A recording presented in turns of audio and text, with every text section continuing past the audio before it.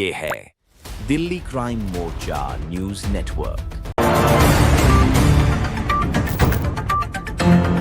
दर्शकों नमस्कार, जय हिंद। आप देख रहे हैं दिल्ली क्राइम मोर्चा।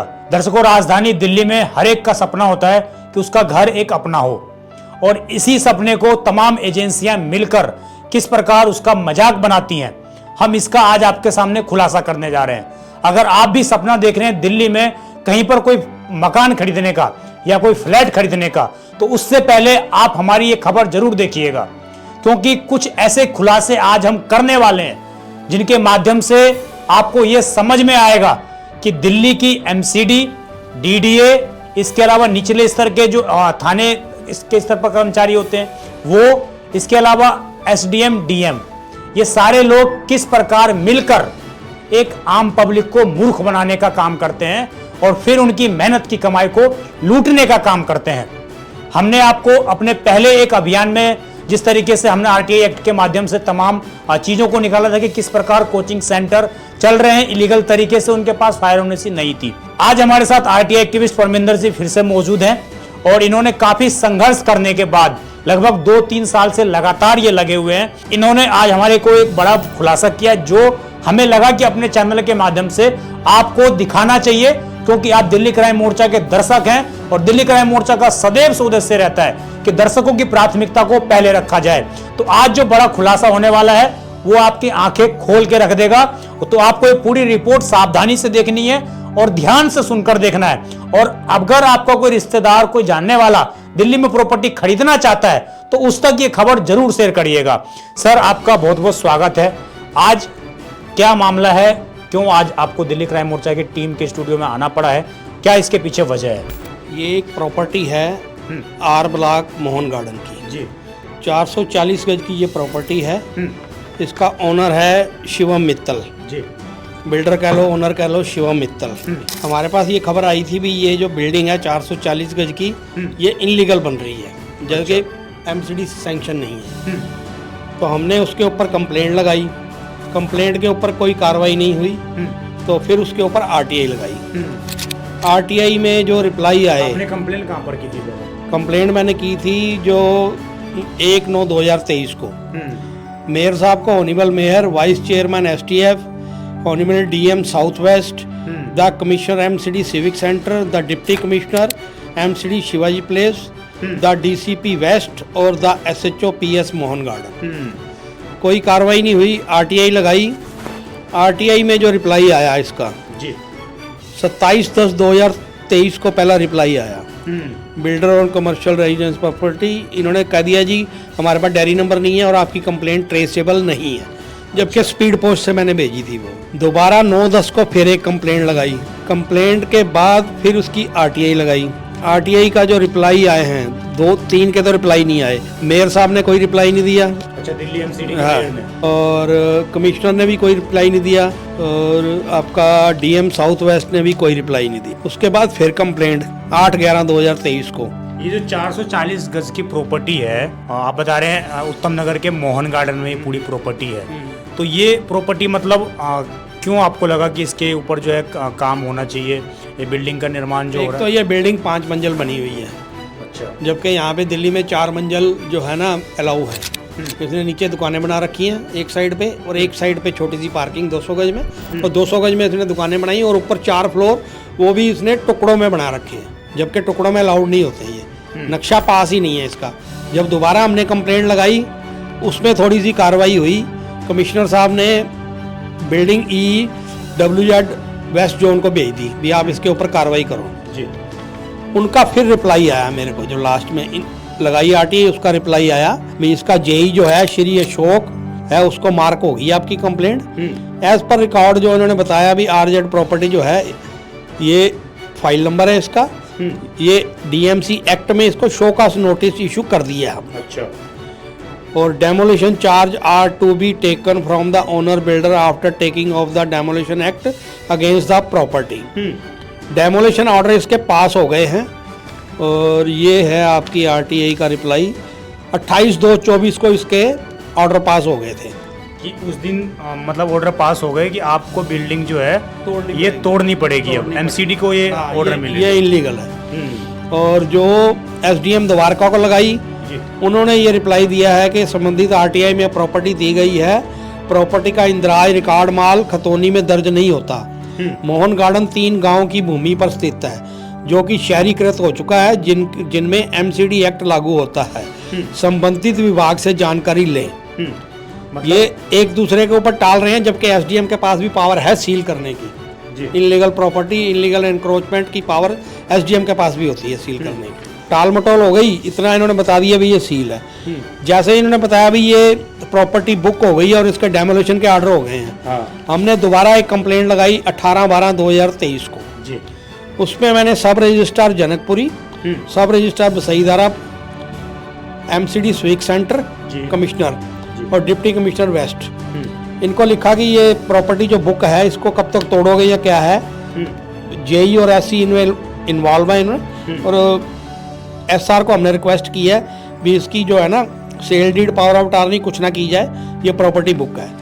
उसके बावजूद इसकी 5 से 6 फ्लोर बिक चुके हैं और उसकी सेल डीड हो चुकी है। मैं जो अब तक मामला समझ पाया उसमें आप ये बताने का प्रयास कर रहे हैं कि पहले तो आपने एक प्रॉपर्टी की कंप्लेन की कि यहाँ पर इलीगल रूप से कंस्ट्रक्शन हो रहा है। उसके बाद एमसीडी ने जांच पड़ताल की इंटरनल रूप से और ये पाया कि ये बिल्डिंग जो है बुक हो चुकी है, उसने इलीगल ठहरा दिया, इसको तोड़ा जाना चाहिए। अब इस बात को, ऑर्डर को पास हुए 2 साल हो चुके हैं और 2 साल में बुलडोजर चलने की बजाय मतलब वहाँ पर सेल हो रही है प्रॉपर्टी, सेल हो रहे हैं। उसके बाद जितनी भी कंप्लेंटें लगाई हैं, चाहे एसडीएम को लगाई चाहे किसी को लगाई हैं, सब इधर उधर फॉरवर्ड कर देते हैं। ये एक कंप्लेंट लगाई थी मैंने एसडीएम द्वारका को, उन्होंने उठा के इसको नजफगढ़ जोन में भेज दिया। नजफगढ़ जोन पड़ता है? नहीं, नजफगढ़ जोन नहीं पड़ता, ये वेस्ट जोन पड़ता है, रजौरी गार्डन। ये ऐसे उल्टा पुल्टा इधर उधर भेजते रहते हैं कि बंदा परेशान होता रहे।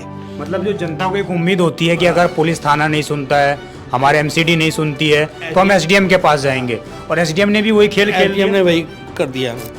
फिर दोबारा आरटीआई में भी इन्होंने यही बताया, as per record action under section 343-344(1) of the DMC act has already been initiate against the property number R76। R76 ये क्या है? R76 प्रॉपर्टी का नंबर है। R76 मोहन गार्डन उत्तम नगर। हाँ, उत्तम नगर। अब ये 343-44 का जो बता रहे हैं ये मैंने आज एमसीडी एक्ट का वहाँ से डाउनलोड किया है इनके उस पे से। 343 होता है डेमोलेशन एंड स्टॉपेज, इसमें इनको तोड़ने का इसमें होता है अभी 5 से 15 दिनों के अंदर demolition after receiving the notice. अच्छा, नोटिस इशू करने के 5 से 15 दिन के अंदर टूट जाना चाहिए। टूट जाना चाहिए। और 2 साल हो गए। हाँ, या फिर बिल्डिंग का मालिक है वो अपील लगाए। इन्होंने कोई अपील नहीं, कोई कुछ नहीं, ये 2 नंबर में बिल्डिंग बन रही है। जेई एससी वगैरह ने सबने इसमें पैसे खाए हुए हैं। Stay on demolition act, final decision, the order of the appellate Tribune में जाना है, नहीं गए ये। उसके बाद स्टॉप वर्क ऑर्डर होता है इसमें। Commissioner can order the person responsible to the stop the work immediately. इसमें कोई कुछ नहीं हुआ। कल काम रुका, काम अभी भी चल रहा है। काम अभी भी चल रहा है। नीचे रेनोवेशन का काम चल रहा है, इसका नीचे जो पत्थर वगैरह लग रहा है, पार्किंग में एक तरफ इन्होंने पार्किंग बनाई है, उसमें पत्थर वगैरह लग रहा है, स्टील के गेट लगे हुए हैं, उसकी पॉलिश वगैरह हो रही है। कोई काम इन्होंने स्टॉप नहीं किया। सीज होता है ना, इन्होंने 326 इनका एक रूल होता है, उसमें इसकी जो आइटम वगैरह सारी dispose as per the rule in the section 326। कुछ भी नहीं हुआ अभी तक, और इसमें से 4 के 5 फ्लोर बिक गए हैं और उसकी सेल डीड भी हो चुकी है। आपने ये सारे डॉक्यूमेंटेशन दिखा दिए, दर्शक समझ गए होंगे कि आखिरकार मामला क्या है। अब मुझे ये बताइए, जिन लोगों ने प्रॉपर्टी खरीदी है, क्या उनको नहीं पता कि ये प्रॉपर्टी बुक है, इसको तोड़ने के ऑर्डर हैं? आम आदमी को ये चीज़ें नहीं मालूम होती। हाँ। ये जो प्रॉपर्टी बुक होती है ये इनकी एमसीडी की वेबसाइट पे होती है जी। आम आदमी कोई जाके एमसीडी की वेबसाइट पे चेक नहीं करता, ना ही उसको पता होता है। ये तो इनको चाहिए ना, बिल्डर को चाहिए अगर बुक होगी प्रॉपर्टी उसको ना सेल करें जी। लेकिन ये इनोसेंट बायर को सेल कर देते हैं वैसे ही बिना बताए हुए, फर्जी तरीके से।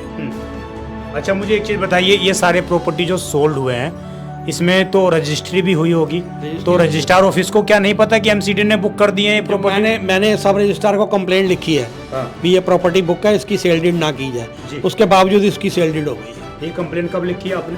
तो आप एक एक करके सारे डॉक्यूमेंट्स देख रहे होंगे, सर लगातार सारे डॉक्यूमेंट्स लेके आए हुए हैं। सब रजिस्ट्रार को मैंने 18/12/2023 को ही लिख दिया था जी। ये है सब रजिस्ट्रार जनकपुरी और बसई दारापुर दोनों को लिख दिया था मैंने जी। फिर बसई दारापुर वालों ने बोला है कि ये जनकपुरी के अंडर आता है, ये लेटर उन्होंने भेजा था, ये जनकपुरी के अंडर आता है। तो आपने इनको भी भेजा? हाँ, इनको तो गई हुई है कंप्लेंट पहले ही, जनकपुरी वालों को कुछ नहीं किया? कुछ नहीं किया इन्होंने। अच्छा ये बताइए, अब आपको आप मुझे बता रहे थे कि हाई कोर्ट का एक ऑर्डर भी है 1996-97 का, तो साफ तौर से ये कहा गया है कि अगर उनके एरिया में इलीगल कंस्ट्रक्शन होता है, ये एक ऑर्डर पास हुआ था ऑनरेबल दिल्ली हाई कोर्ट का, ये किसी ने रिट लगाई थी CW 4771/93, डेटेड नवंबर 3, 97 को ये ऑर्डर पास हुआ था। अभी जो इसका जो जेई है और जो स्टेशन हाउस ऑफिसर यानी कि SHO will be personally responsible above mention encroachment और अनऑथराइज्ड स्ट्रक्चर। ये हाई कोर्ट का ऑर्डर है। इसके बावजूद ना SHO ने कोई कार्रवाई करी, ना जेई ने कार्रवाई करी। अब मुझे और इसमें मेरे को पता लगा है भी इसमें कुछ बैंकों ने लोन भी कर दिया है कुछ फ्लोर के। मतलब बैंक को भी पता नहीं लगा कि ये प्रॉपर्टी बुक है, तो लीगल चेक करना होता है, वो लीगल चेक नहीं करते, 2 नंबर में पैसे खा के वो लोन कर दिया उन्होंने। जबकि बैंक लीगल चेक करेगा तो MCD की वेबसाइट पे जाएगा, वहाँ अगर प्रॉपर्टी बुक होगी तो उसको लोन नहीं होगा। लेकिन इनको पता लगा मेरे को कुछ प्रॉपर्टी में लोन भी हो गया ऊपर 2-3 फ्लोर में, 2-3 फ्लोर में लोन भी है। और उन लोगों को ये चीज़ पता भी नहीं है कि वो जिसमें रह रहे हैं उसको तोड़ने के ऑर्डर हैं। मैं इनकी सेल डीड निकलवा रहा हूँ, मंडे को इनकी अप्लाई कर रहा हूँ भी कितनी इसमें सेल डीड हुई है। वो सेल डीड निकल के आएंगी तो फिर हम उन बायर को बोलेंगे भी आपकी ये प्रॉपर्टी बुक है, आप इनसे अपने पैसे वापस लो और इनको प्रॉपर्टी वापस करो। आप जो दर्शकों देखते हैं ना कि MCD फलाने जगह बुलडोजर लेकर पहुंच गई तोड़ने के लिए, और दिल्ली में तो इन दिनों ट्रेंड चल रहा है कि झुग्गियों को तोड़ा जाए, तमाम जगहों पर अतिक्रमण हटाया जाए। लेकिन जो कंप्लेन पिछले 2 साल से लगातार जिसके ऑर्डर पास हो चुके हों तोड़ने के, उस बिल्डिंग पर MCD का ध्यान नहीं जाता है, उस बिल्डिंग पर DDA का ध्यान नहीं जाता है, उस बिल्डिंग पर SDM DM का ध्यान नहीं जाता है, उस बिल्डिंग पर दिल्ली पुलिस का ध्यान नहीं जाता है। तो आखिरकार कहां पर ये सारे मिली भगत चल रही हैं, ये बड़े गंभीर आरोप हैं। सर एक चीज मुझे और बताइए, तो दिल्ली पुलिस का काम है ना, दिल्ली पुलिस का काम ये है कि वो एक फॉर्म भर के MCD को इन्फॉर्म कर देते हैं भी ये बिल्डिंग इलीगल बन रही है।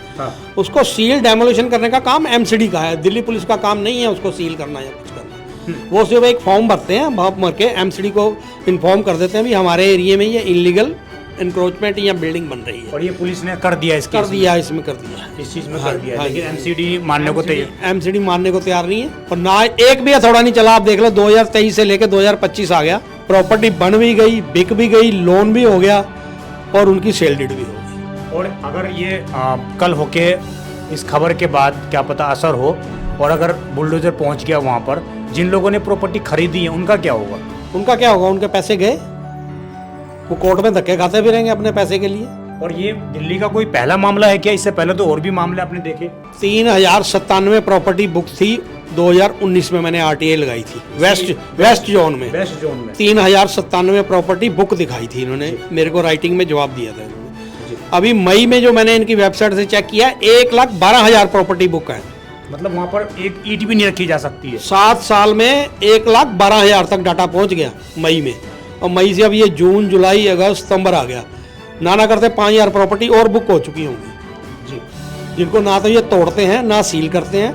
जबकि बुक होते ही उसको सील करना पड़ता है, सील करके उसको डेमोलिशन करना पड़ता है, और डेमोलिशन चार्ज भी जो बिल्डिंग बना रहा है उसको देना पड़ता है। तो ये कैसे चल रहा है फिर? मतलब इतना क्या पता नहीं है प्रशासन ये को? इनका बना हुआ सिस्टम बना हुआ है, इनका पर फ्लोर के हिसाब से पैसे लेता है MCD वाले, और वो चला रहे हैं इसको।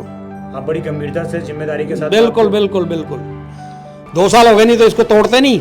मेरी कम से कम 15 कंप्लेंट होगी, एक भी कंप्लेंट का इन्होंने प्रॉपर कोई ढंग से जवाब नहीं दिया। इन्होंने कहा ये बुक कर दी, बुक कर दी तो उसको तोड़ेगा कौन जी, या सील कौन करेगा उसको?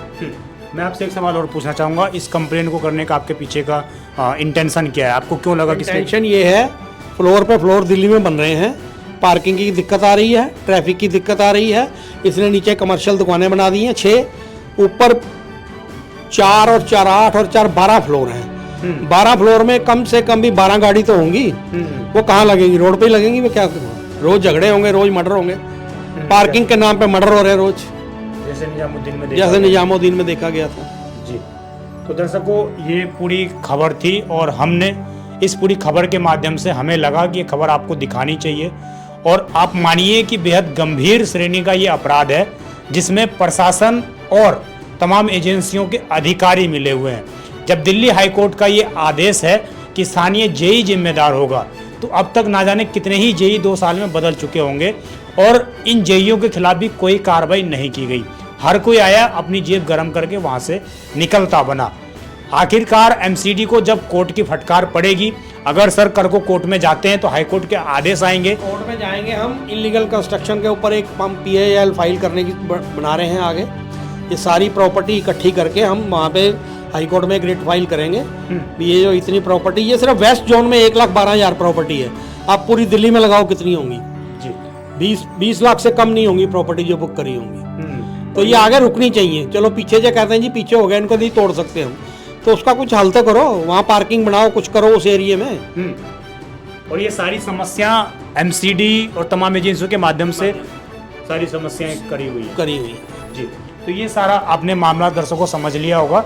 अब इस पूरी खबर के माध्यम से अंत में हमारा यही निवेदन है कि जब भी आप कोई प्रॉपर्टी खरीदते हैं तो सिर्फ आपको ये चेक नहीं करना है कि फलाना प्रॉपर्टी किसके नाम है, उसने किसके नाम पे खरीदी, क्या इस पर कोई लोन तो नहीं है।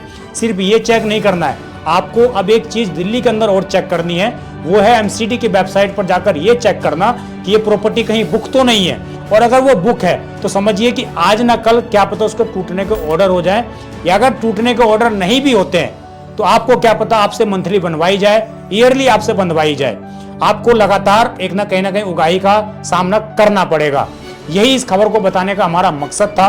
उम्मीद है इस खबर के बाद प्रशासन जागेगा और संबंधित जो कंप्लेनर हैं, जिनकी जो कंप्लेन लगातार पिछले 2 सालों से चल रही है, लगातार ये मानसिक स्थिति से गुजर रहे हैं, उस प्रताड़ना से, उस पर कोई कठोर कार्रवाई की जाएगी और ऐसे सिस्टम के अंदर छुपे हुए करप्शनकारियों को सख्त से सख्त सजा मिल पाएगी। आप देखते रहें दिल्ली क्राइम मोर्चा। हम किसी नए खबर के साथ, किसी नए खुलासे के साथ बहुत जल्द आपसे मुलाकात करेंगे। मैं विजय ठाकुर, धन्यवाद।